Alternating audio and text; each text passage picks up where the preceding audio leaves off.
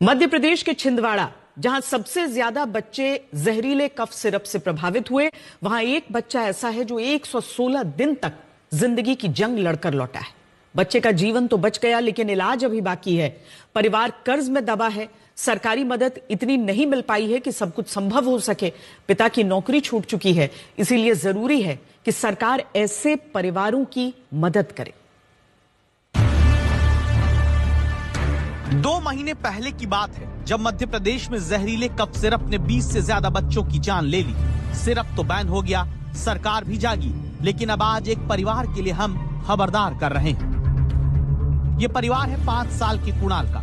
वो कुणाल जो 116 दिन तक जहरीले सिरप की वजह से जिंदगी मौत की जंग जीतकर अपने पिता टिंकू यदुवंशी के साथ लौटा है। आज ये खबर इसलिए हम दिखा रहे हैं ताकि आप समझ सकें कि सरकारी कुव्यवस्था का नतीजा आम आदमी का परिवार कैसे भुगतता है। कुणाल किसी तरह लगातार नागपुर में इलाज के बाद बच गया, लेकिन अब भी देख नहीं सकता।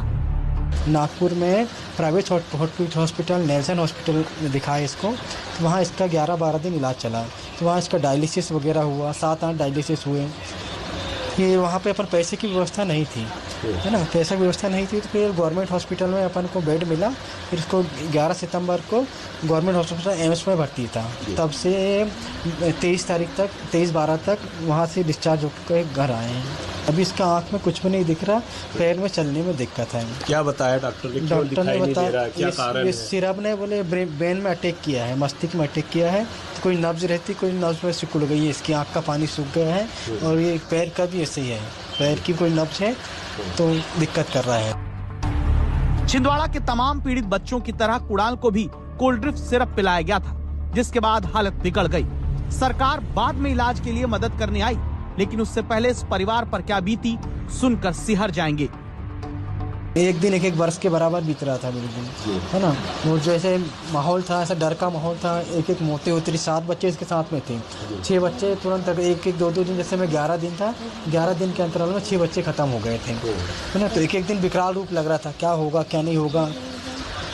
वो पैसे की आर्थिक स्थिति भी नहीं थी अपनी, है ना। रिश्तेदारों से कुछ कर्ज लिया हूँ मैंने MFI से, और कुछ इसके मम्मी का जेवर था, कान के, हाथ पैर के, कुछ भाभी के थे, है ना। कुछ 2 भैंस थी, 2 भैंस बेचा हूँ, तब जाके इलाज करा पाया हूँ। जेवर, गाय भैंस बेचकर रिश्तेदार से कर्ज लेकर इस परिवार ने अपने बेटे का इलाज शुरू कराया था। बाद में सरकार ने आर्थिक मदद की, लेकिन क्या उससे ये परिवार अब खड़ा हो सकता है?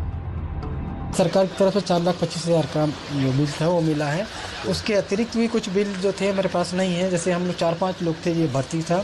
इसको जब इंजेक्शन जरूरत, जब दवाई की जरूरत लगती थी, और नेल्सन हॉस्पिटल लिखते थे, तो बाहर से जैसे बॉम्बे हॉस्पिटल हुआ और श्याम हॉस्पिटल हुआ, एक इंजेक्शन 22,000, 15,000, 20,000 ऐसे करके 1.5-2 लाख का बिल वो नहीं है हमारे पास, हम ले नहीं पाए। तो आपके पर्सनल कितने टोटल खर्चा हो गया? 7-8 लाख रुपये खर्च हो गया सर। अपने बच्चे को जहरीले सिरप की जद से बचाकर लाने में टिंकू यदुवंशी का परिवार टूट चुका है। बेटे का इलाज अभी बाकी है, सिर पर कर्जा है, नौकरी एक छोटी मोटी थी, जा चुकी है, किसानी करके घर चलाना कठिन है, भैंस तक बिक चुकी है। ये रिपोर्ट मध्य प्रदेश सरकार देखे और सोचे किस तरह जहरीले सिरप की वजह से टूट चुके परिवारों को दोबारा खड़ा करना जरूरी है, कैसे इन परिवारों की मदद की जाए।